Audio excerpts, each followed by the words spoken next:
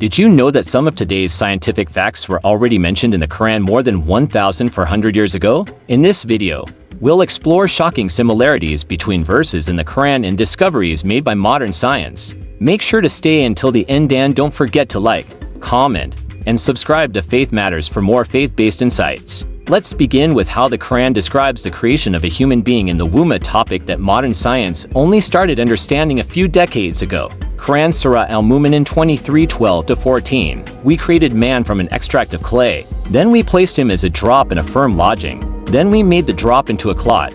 Then we made the clot into a lump. Then we made the lump bones, and we clothed the bones with flesh. These stages are surprisingly similar to what we now know from modern embryology. The drop refers to the sperm and egg. The clot is like a clinging leech-like structure seen in early embryos. Lump and bones clothed in flesh refers to skeletal formation followed by muscle development, a process confirmed by scientists like Dr. Keith Moore, a leading embryologist. 2.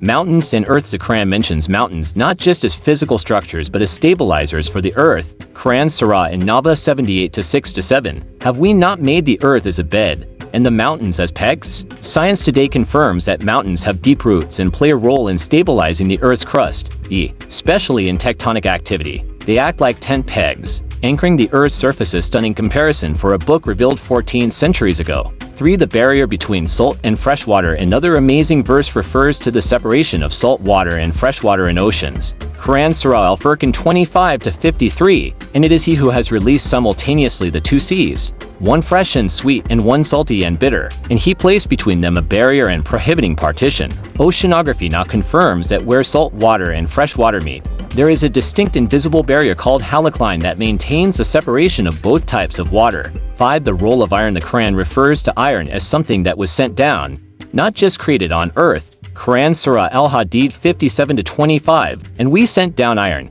in which there is strong material and benefits for mankind. Modern science reveals that iron on Earth came from supernova explosions, massive stars that exploded and scattered iron across the universe. It literally came from space. Just like the Quran said, this doesn't mean the Quran is a science book, but it does mean that its knowledge is beyond the time it came from. How could a man in the 7th century, who couldn't read or write, know these facts without divine guidance? The Quran continues to amaze millions around the world, not just spiritually, but intellectually. If you found this video interesting, please like, share, and subscribe to Faith Matters for more information.